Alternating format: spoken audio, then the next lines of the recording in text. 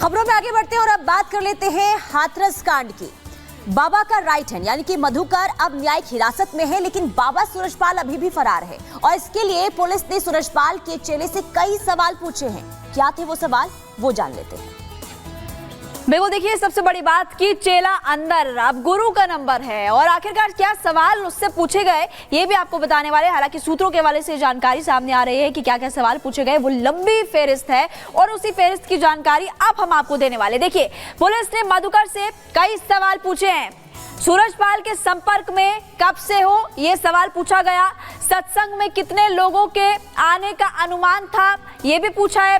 हाथरस में हुए सत्संग में कितना चंदा आया था और इसके अलावा चंदे का हिसाब किताब कौन रखता है। सत्संग में क्या असामाजिक तत्व मौजूद थे, इसके अलावा क्या भगदड़ के पीछे कोई साजिश दिखाई देती है। क्या सूरजपाल किसी नेता के संपर्क में था, ये भी सवाल टीम ने पूछा। इसके अलावा नारायण हरि भागने के बात कहां पर छिपा है, तुम्हें हार्ट की बीमारी का कब से, ये भी पूछा। डिटेल दो, ये बात कहते हुए भी यहाँ पर फिलहाल टीम नजर आई है। तो सूत्रों के हवाले से आपको लगातार बता रहे हैं कि किस तरह से सवाल यहाँ पर पूछे गए मधुकर से। तो देखिए, हाथरस कांड में जांच तेजी के साथ चल रही है, लेकिन पुलिस और प्रशासन अब तक छोटी मछली तक ही पहुंच पाई है। बड़ी मछली अभी भी गायब है। सवाल यह है कि जिस शख्स तक मीडिया भी पहुंच गई, वहां तक पहुंचने में पुलिस को आखिर दिक्कत क्यों हो रही है। रिपोर्ट देखिए।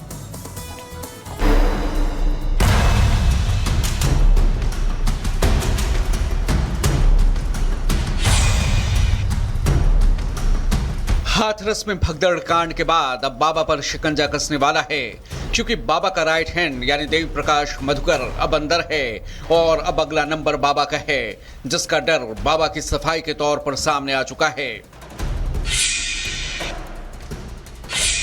यानी हाथरस कांड मामले में पुलिस भले ही अब तक पाखंडी बाबा सूरजपाल तक नहीं पहुंच सकी है, लेकिन वो ज्यादा दिनों तक बच नहीं पाएगा, क्योंकि कथित बाबा का चेला अब पुलिस के शिकंजे में है। शुक्रवार को गिरफ्तारी के बाद पुलिस ने शनिवार को मधुकर को कोर्ट में पेश किया। अर्जी पूछताछ के लिए रिमांड की थी, जिसे कोर्ट ने मंजूर कर लिया और मधुकर को 14 दिन के रिमांड पर भेज दिया। मधुकर के ही एक और साथी गिरफ्तार आरोपी संजू यादव को भी कोर्ट ने 14 दिन के लिए न्यायिक हिरासत में जेल भेजा है। मधुकर भले ही अब पुलिस की गिरफ्त में है, लेकिन अभी भी उसका पूरा परिवार फरार है। हमारी टीम ने जब उसके आवास की पड़ताल की तो वहां ताला लटका हुआ मिला। अब सवाल ये है कि अगर मधुकर गुनहगार नहीं है तो उसका पूरा परिवार घर पर ताला लगाकर क्यों फरार है। भगदड़ मामले में मुख्य आरोपी देव प्रकाश मधुकर को पुलिस ने हिरासत में लिया है, लेकिन इस बीच अगर हम उनके घर की तस्वीरें दिखाएं हाथरस से, तो उनके घर के बाहर अब भी ताला लगा हुआ है, अंदर परिवार के सदस्य नहीं है। ऐसे में कई सवाल भी खड़े हो रहे हैं। कुछ लोग भी हम उनसे बात करेंगे। आप उनके पड़ोसी है, तो परिवार अभी आया नहीं है क्या? अभी नहीं आया है। उसी दिन से परिवार गए हैं? हाँ। अच्छा, ऐसे में सवाल एक ये खड़े हो रहे हैं कि आखिर जब आयोजकों की कोई गलती नहीं थी, ऐसे में देव प्रकाश मधुकर भी आत्मसमर्पण करते हैं, तो परिवार आखिर क्यों गायब हो गया है और परिवार अब भी यहाँ पे क्यों नहीं पहुँचा है।